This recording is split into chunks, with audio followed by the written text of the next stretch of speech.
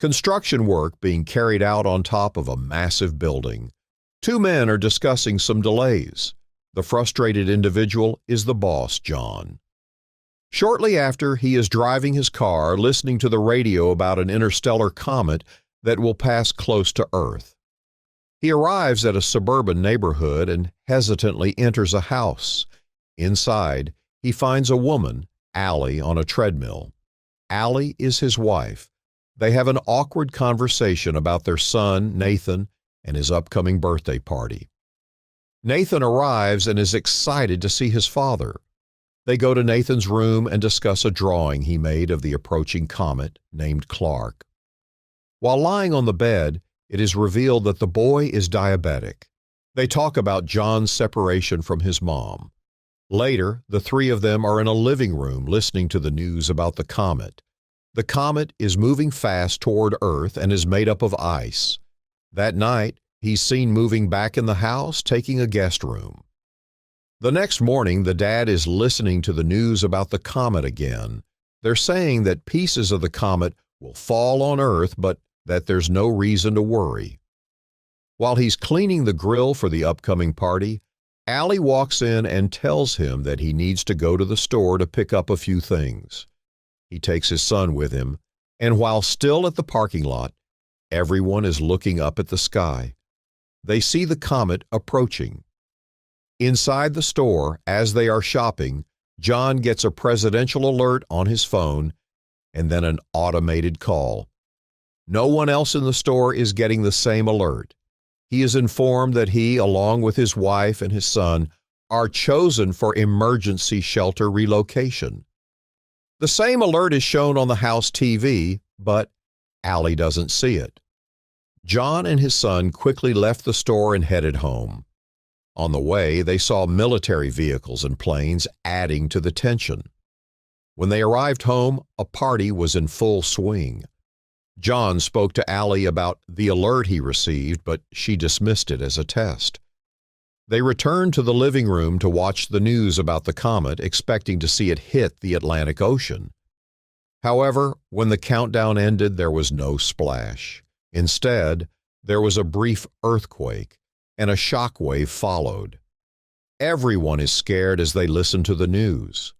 The newscaster reports a comet impact in Florida, destroying the city.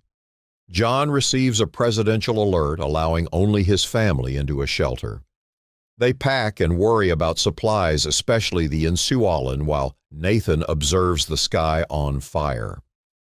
Pulling out of the driveway, they see that none of their friends got the same call. One of them tells the family that the news is reporting that a huge piece of the comet, called Planet Killer, will hit the Earth in 2 days. As they are leaving, another neighbor runs to them, begging to take their daughter. John refuses, and they drive off, arguing in the car that even if they did take her, she might have been turned away at the airbase. Later, as they are driving, people are seen already looting the stores. Suddenly, they drive up to a massive traffic jam on the highway, and John goes the other way, taking a side road. They're listening to the news on the radio saying that there have been more impacts and others are expected, which might take out entire cities or even cause an extinction-level event. They arrive at the airbase being guarded by the military. People are gathered around the doors because they're not being allowed in. The family pushes through a crowd and is allowed entrance with the barcode they received. Once inside, they are given wristbands for personal identification and are told to move all their things into one smaller bag. Suddenly, they realize the insulin for Nathan is gone, and John goes to take it from the car.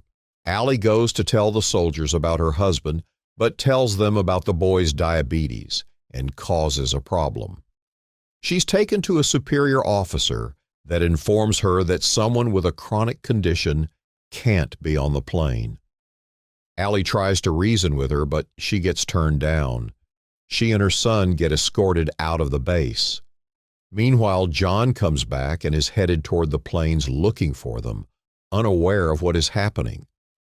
John boards one of the planes that's about to take off and tries to reach Allie but can't.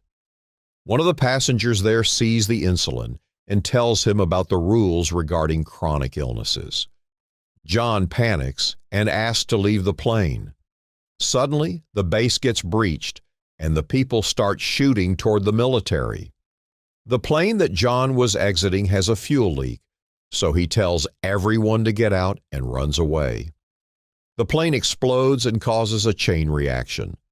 John discovers his family's rejection as they head back to the car. Nathan's insulin is running low. A chaotic scene unfolds at the base. John finds a message from Allie stating that she's taking Nathan to her dad's place, so he follows them. While on the road, they stop at a pharmacy to get insulin, but a gang enters and starts shooting. They escape and hitch a ride with strangers headed towards Allie's dad's place. Allie is thrown out of a car by a couple and left stranded on the highway. They take her wristband and drive off with her son. John finds a ride with a man named Colin who is headed to Canada, where they plan to catch a plane to the shelters in Greenland set up by the military. The man tells him to find his family and meet him in Canada so they can take one of the planes to safety. Another one of the people in the truck eyes John's wristband and demands that John give it to him. When he refuses, a huge fight unfolds. The fighting causes the truck to swirl and crash, throwing the people from the back out. The fight continues regardless, and John ends up killing the guy. Colin dies in the crash.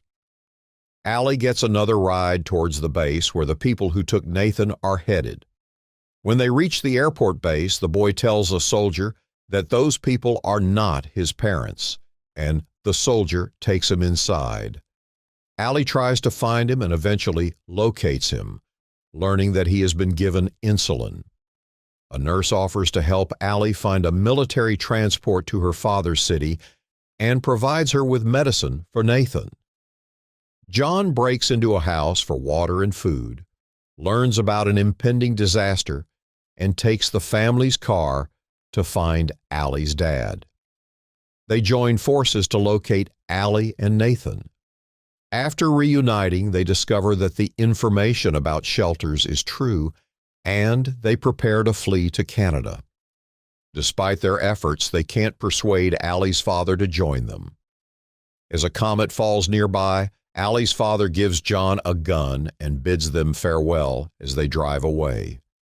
John and Allie encounter debris from a comet while driving and seek shelter near a bridge. They continue their journey into Canada and learn from the radio that a comet will soon hit Earth. They chase after a plane, and John successfully convinces the pilot to take them aboard despite the plane being at full capacity. John has a dream about better times, and when he wakes up, they are approaching Greenland. The place seems unaffected by the comet until a moment later when a fragment impacts the water and creates a shock wave that hits the plane. Both engines are failing as the pilot tries to keep the plane in the air. They glide through the air, landing smoothly, but hitting the glacier. The pilots are pinned on impact, but John isn't able to help them.